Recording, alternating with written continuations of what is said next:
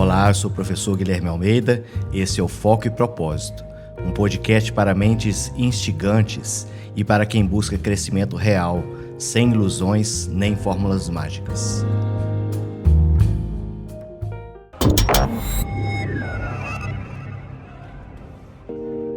Olá, sejam todos muito bem-vindos e esse é mais um episódio de Foco e Propósito, um podcast para quem realmente quer crescer, quem realmente quer se desafiar, que quer resultados, claro, né?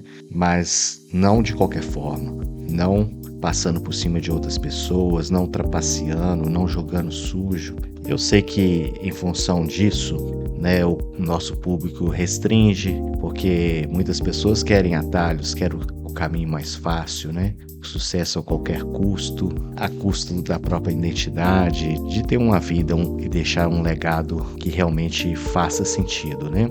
Mas isso para mim não importa, o que importa realmente é contribuir com aquelas pessoas que verdadeiramente estão buscando isso.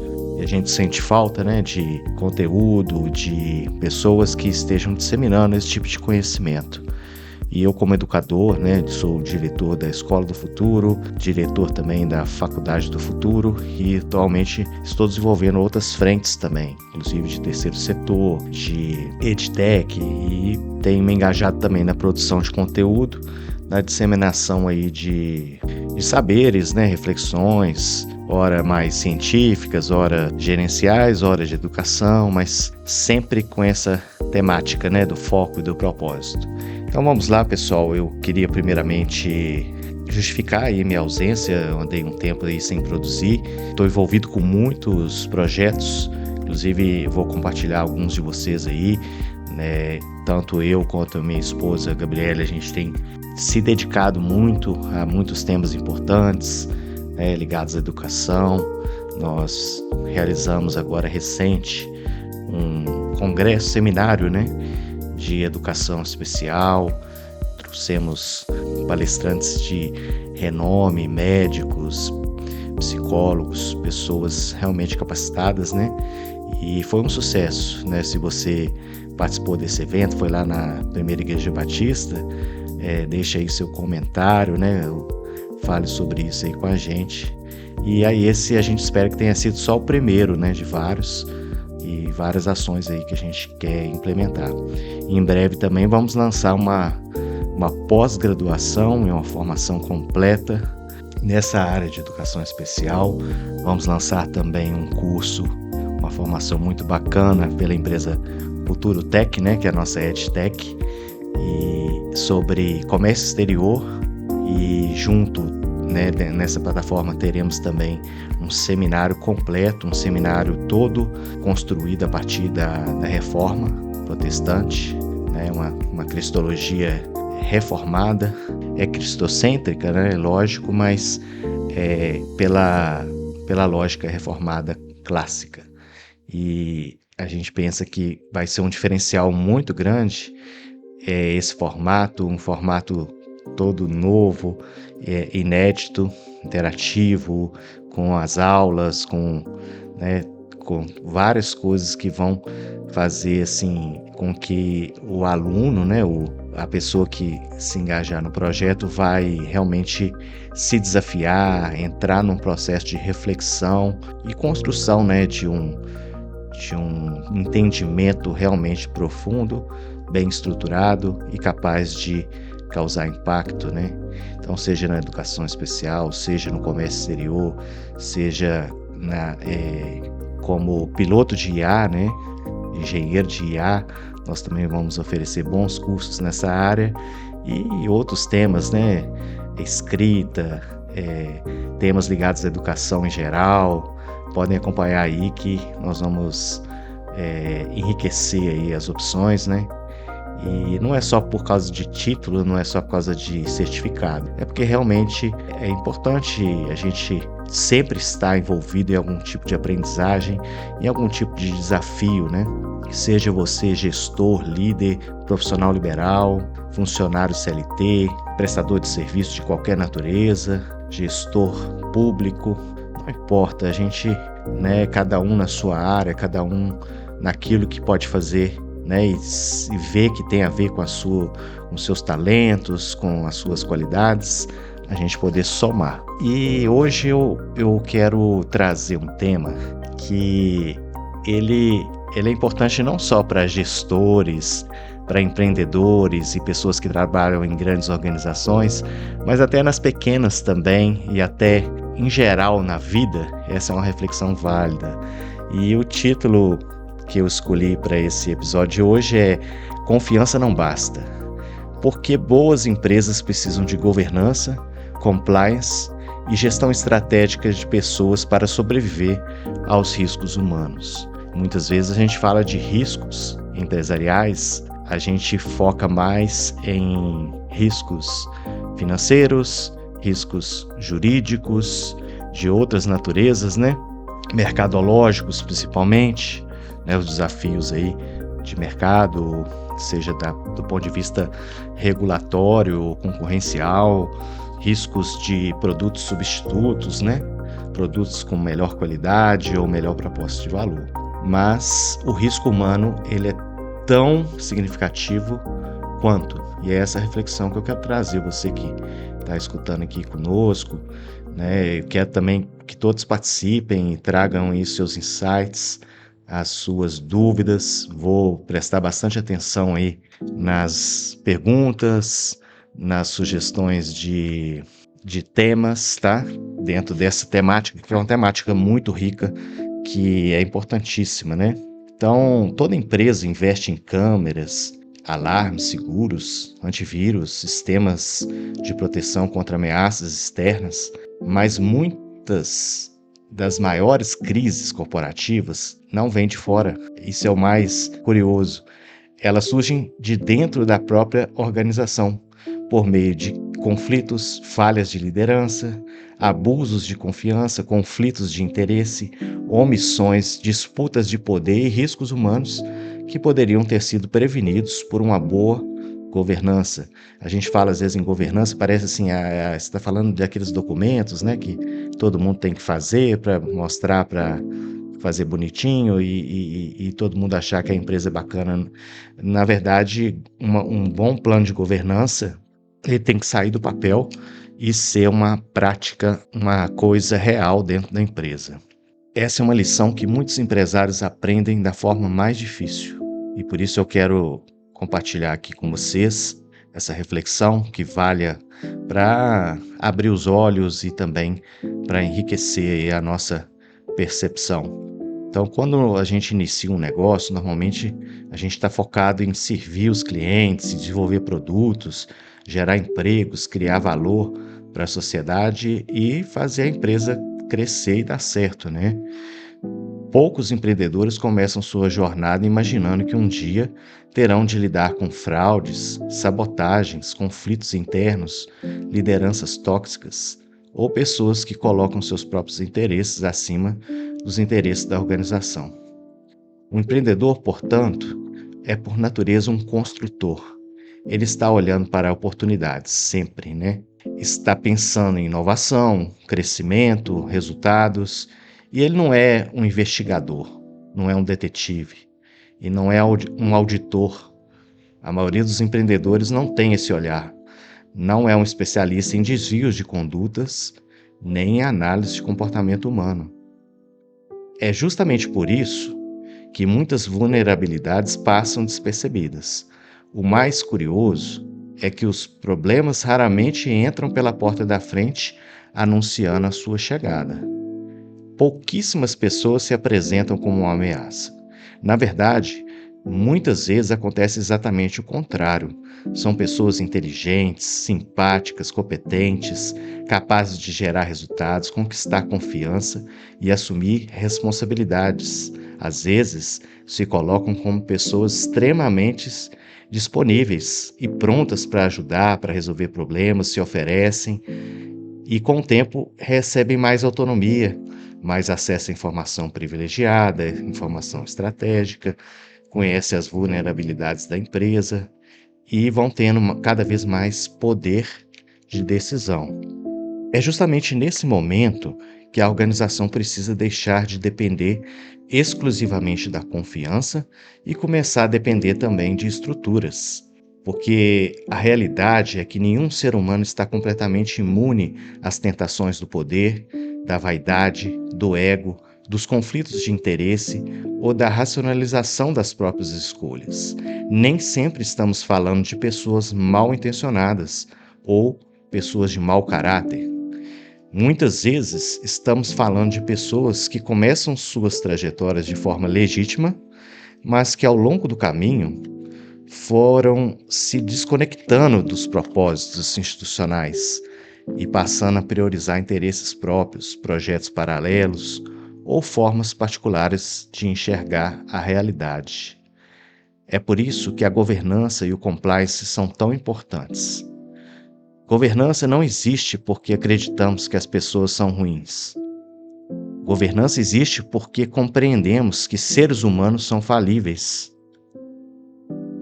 Compliance não existe porque queremos transformar a organização em um ambiente burocrático.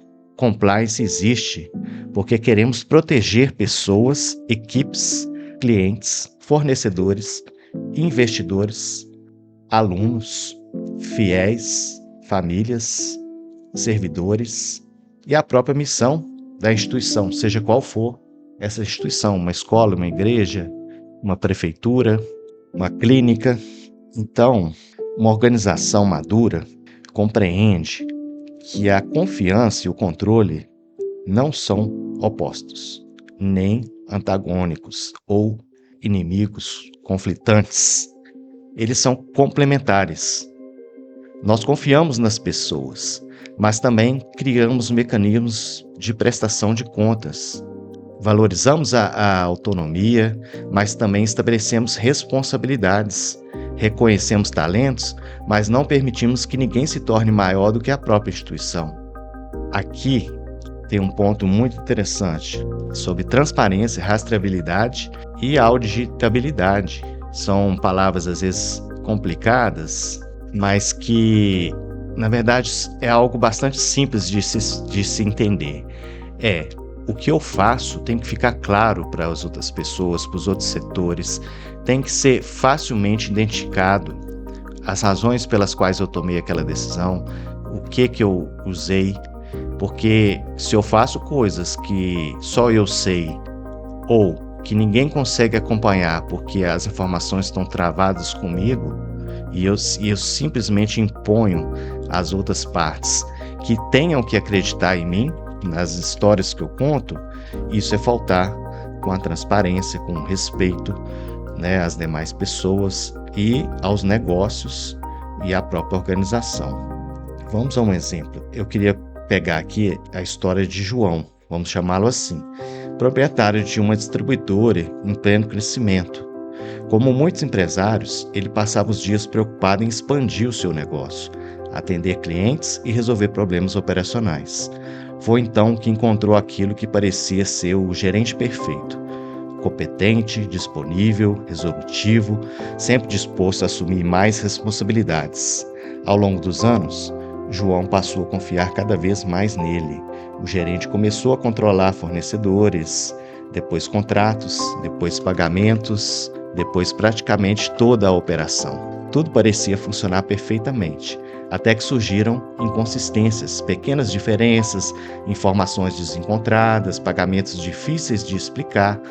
Quando a situação foi investigada, descobriu-se que a empresa havia perdido a capacidade de supervisionar uma área crítica do próprio negócio. O problema não foi apenas financeiro. O desgaste emocional foi enorme, a sensação de traição, a perda de confiança, o impacto sobre a família, o retrabalho, o tempo perdido, e a pergunta inevitável surgiu: como isso aconteceu? A resposta não estava apenas na pessoa, estava também na ausência de mecanismos de controle capazes de impedir que qualquer indivíduo acumulasse tanto poder sem supervisão adequada. Outro caso interessante é o que nós vamos chamar de Marcos. Marcos, sócio de uma empresa do setor cafeeiro. Ele e o sócio eram amigos, confiavam plenamente um no outro. Grande parte das decisões eram tomadas informalmente. Durante anos, isso pareceu funcionar, mas à medida que a empresa cresceu e se projetou no mercado, começaram a surgir problemas. Um sócio aprovava algo, outro não sabia, um fazia um vale, retirava valores, colocava pagamentos que não eram do negócio dentro do setor de compras, um colaborador recebia uma orientação, o outro recebia uma orientação diferente, não havia clareza sobre quem decidiu o quê, não havia processos formais para resolver divergências, não havia regras claras para investimentos, prioridades ou responsabilidades.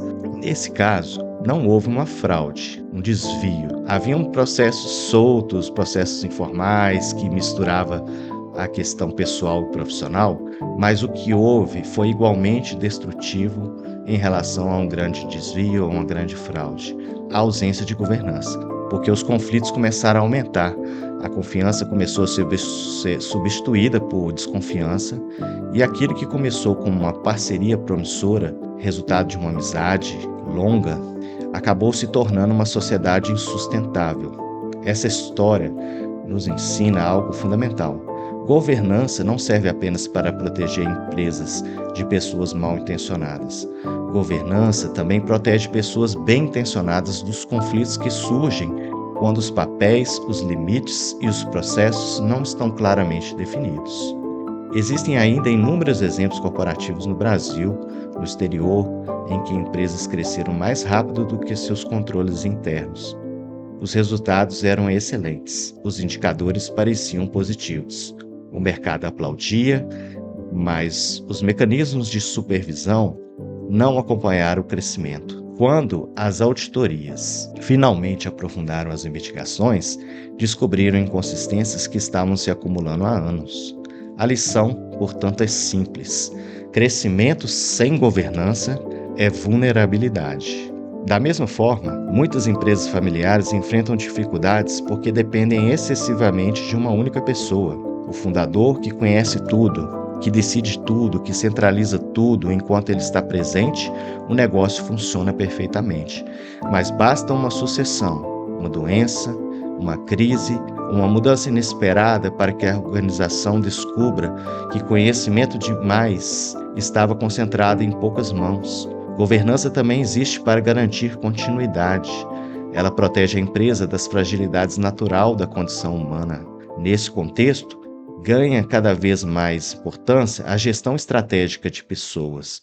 Durante muito tempo, muitas organizações enxergaram o RH apenas como um departamento operacional, responsável por admissões, demissões, folha de pagamento, o velho e famoso departamento pessoal.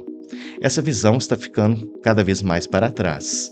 Hoje a gente fala em RH estratégico, que é aquele RH ou gestão de pessoas que apoia a execução da estratégia. E não existe estratégia que seja sustentável e seja execuível sem gestão de pessoas.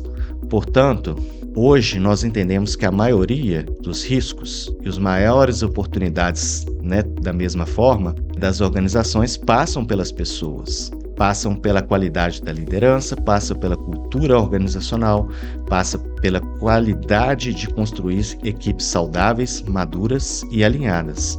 Passam pela habilidade de identificar conflitos antes que eles se tornem em crises. Passam pela criação de ambientes onde exista respeito, clareza, responsabilidade, transparência e segurança psicológica. Agora, esse tema tem sido falado em todos os lugares, porque existe uma lei, uma legislação que exige das empresas que se produza ações e que se faça uma gestão desses riscos psicológicos. Mas muito mais do que atender os órgãos fiscalizadores, a NR1 traz aqui várias oportunidades que para os nossos negócios são fundamentais e podem sim gerar valor, gerar inovação e crescimento.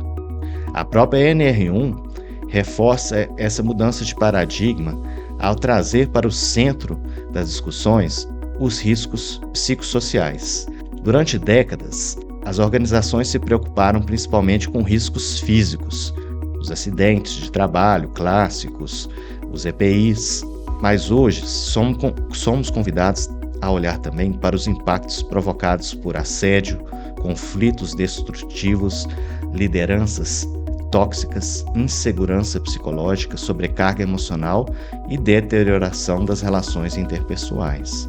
Isso não significa transformar as empresas em ambientes sem metas, sem responsabilidades e sem desafios. Empresas continuarão sendo ambientes de desempenho, cobrança e resultado. Mas existe uma enorme diferença entre um ambiente desafiador e um ambiente adoecido, entre uma liderança exigente e uma liderança abusiva, entre competição saudável e rivalidade destrutiva e tóxica, entre alta performance e desgaste permanente, vaidades, ações deletérias. As organizações que compreenderem essa diferença estarão mais preparadas para prosperar nas próximas décadas. Isso se tornará também motivo da escolha de muitos profissionais. Não apenas salário. Hoje, muitas pessoas buscam um ambiente saudável para se trabalhar, um ambiente onde valores, respeito, vários elementos que, junto com a questão salarial, representem um significado do trabalho. E hoje, esse é um ativo importante para a retenção e atração de talentos. Portanto, essa mudança de paradigma, ela cria uma enorme oportunidade para os profissionais das áreas de recursos humanos ou gestão de pessoas, como queiram outros, né? O importante é que estejamos falando da mesma coisa, ligados ao desenvolvimento humano, à liderança, compliance, cultura organizacional, gestão de conflitos e saúde corporativa. Estamos entrando em uma era em que compreender pessoas será tão importante quanto compreender tecnologia. Talvez mais. Eu também acredito nisso. Porque tecnologias podem ser compradas, processos podem ser copiados, ferramentas podem ser implementadas, mas culturas saudáveis, equipes maduras e ambientes organizacionais sustentáveis precisam ser construídos. E essa construção é gradativa e não é da noite para o dia. E essa construção, ela exige conhecimento, método, liderança, intencionalidade, paciência e perseverança, porque no final das contas, toda organização precisa responder a uma pergunta simples: estamos apenas crescendo?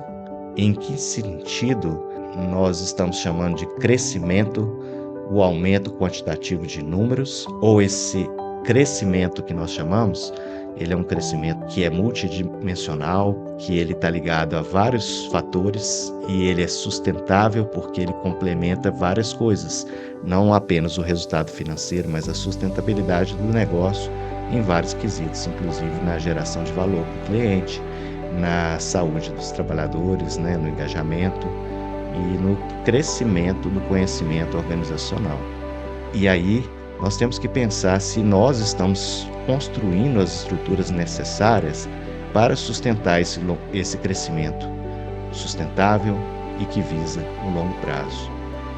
Confiança, gente, é fundamental, continuará sendo, mas nós temos que entender que não pode ser só confiança, que não pode ser só sobre dizer: eu tenho boas pessoas no meu time, pessoas de excelente caráter, e, portanto, eu abandonar uma estrutura ou não priorizar uma estrutura que é fundamental para a saúde dos negócios, são as estruturas de governança, os mecanismos de compliance.